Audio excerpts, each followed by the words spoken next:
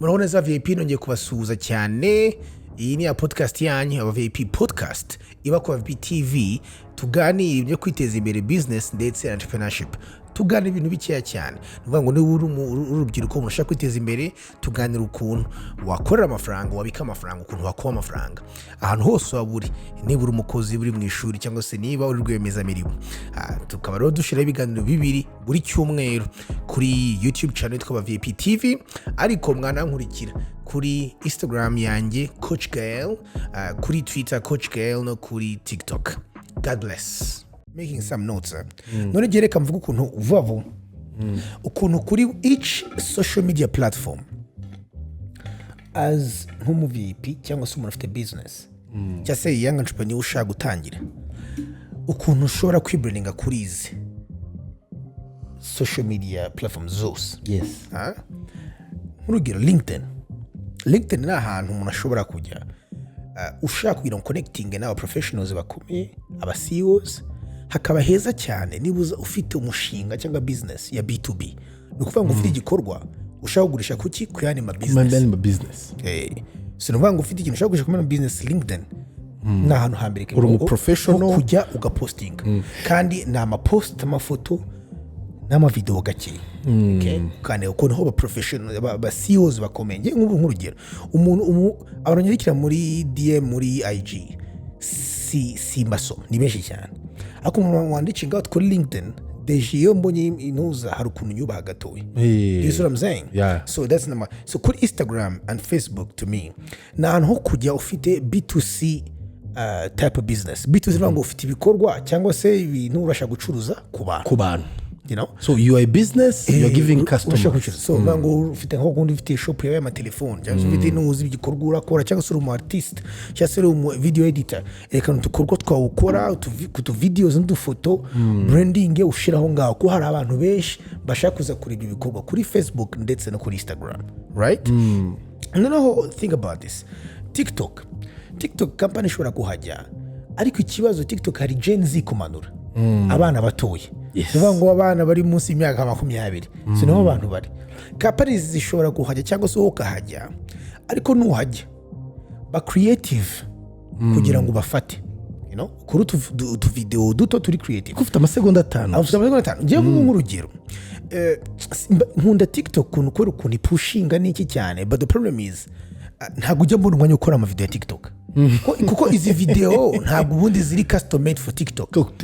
TikTok bagira ngo nibwo nabigisha finance ariko nze manze nkora akantu kugira ngo trending, you know, jaga no hanyuma kaje viral. So urumva company ziraza nka Nike nkande zigakora akantu kari funny, ariko at the end bakaza gukubitamo logo ya Nike. So urumva icyo gihe ushatse gufata abana bakiri bato, young generation bakure bazi iyo company cyangwa brand.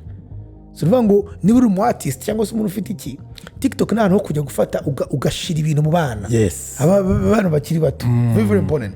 So hanyuma YouTube noneho yo nkuko bavuze ngo ni modern TV, ni TV nshyashya z'igihe. Ho na hano noneho ushobora kujya nko mu VIP uki-establishinga nko mu expert muri field yawe. Uri abantu twajyaga tubona muri televiziyo kera ukuntu twabubahaga cyane. Ibona kumujya kuri televiziyo akavuga ibintu ukabona n'umunyamahanga, ubyanze bikunze kubona n'umuhanga. So nicyo YouTube ikora, nukuri nicyo YouTube ikora. So ugiye kuri YouTube ukahajyaho ngo ne create, ukavuga about your business, ukigisha about your business yawe, cyangwa se ugakora review ndetse ufite hotel cyangwa se ufite iki cyangwa ufite ibintu ukora ukabireviewing, werekana abantu bikora. Nasigaye mbona ahubwo n'aba stage agent hano basigaye barize bya bintu by'abazungu bajyo bakagenda bafilima inzu kuri YouTube ati ibyuma bingahe niki cyane. Yes. Agenda reviewing inzu agurisha, you know, biri ikintu bikora. Uriya muri stage agent numubona kuri wowe ukamubona gutya, uzamfata nk'umuri stage agent wa mbere, nk'umukomisiyoneri wa mbere uzi ubwenge mu Rwanda. Nukuri kora kuhora umubona yaguhaye ibintu byose, inzu yayikweretse. Iyo niyo branding. So YouTube rero iyo ukora gukoresha ama video maremare bikwemera no guteringa story yawe. Ya story ya drama abantu bagomba kumenya bwa buhanga bwawe, ubabwire wicaro ubabwire, hanyuma ubereke ibikorwa byawe. Kora ko kimeze nka televiziyo bita biguha autority, bigakwistablisha nk'umu expert abantu bose bakubonye bagufitiye icyubahiro. Urumva ukuntu ushobora kureveraginga YouTube nk'umu-entrepreneur. Then Twitter nk'uko wabivuze nk'inyamakuru.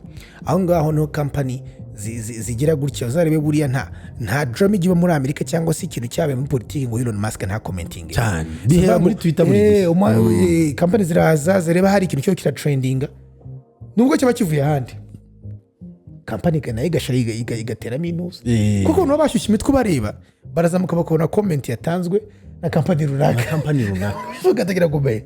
So ushobora kuhajya uri nka company cyangwa se uhagira ugatanga amakuru kuri company yawe, updates, so all those kind of things kuri Twitter. Uruye kuvuga keke rumba it's crazy ibaze kubona ikinyamakuru cyanditsweho kiriho comment igihumbi bivuze ngo ayo makuru yanditswe n'abantu 1000. Exactly, it's crazy. Voilà. You have 1000 different perspectives. Hakaza rero ikintu tutamenyere mu Rwanda ariyo Pinterest.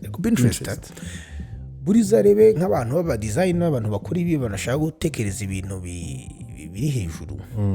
Ahantu hambere bajye ni Pinterest kujya kureba ama ideas.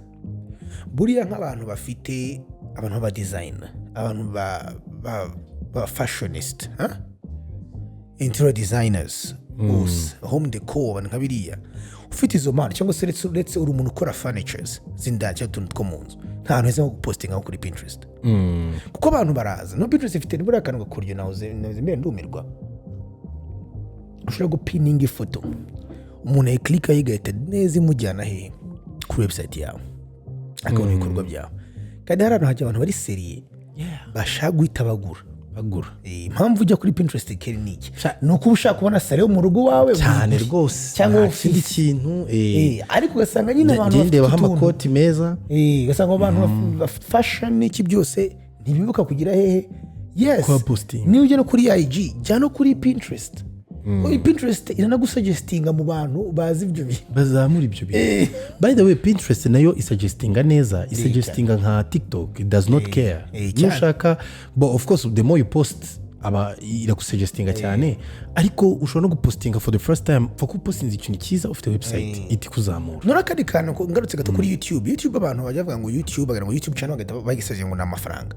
Nuje kuri YouTube channel ushobora ngo ubona amafaranga bivuye muri views uburebye hafi cyane. Jya kuri YouTube ushaka establishing authority muri field yawe no kubaka icyizere mu bantu no kugira ngo wubahwe brand yawe yubahwe. Ibyo ngibyo nubikora ni byiza cyane kandi ikindi kintu abantu utazi nuko YouTube kora na Google nayo increasing visibility yawe muri search engine. Iyo umuntu agiye muri Google agashiraho izina ryawe best furniture in Rwanda kuko ufite ama video kuri YouTube uzamuka cyane rwose. Umuntu araza ntabwo aza abantu mu Rwanda nk'umujyi wambwira ngo ngure furnitures ndajya he aho nzi najya kuzenguruka ako nega good furnitures in Rwanda muri nose hasanga ari umu entrepreneur wifilimiye yikorera intebe ze n'iki akabishira kuri YouTube agashira kuri Instagram. Uwo muntu nguruswa ari uzamuka cyane ni uzamuka ni windi bushire nkayikiraka. So urumva uburyo bwose bwo ku branding burahari turafite mu ntoki ni for free busaba telefone yawe ugakora undi hagashye.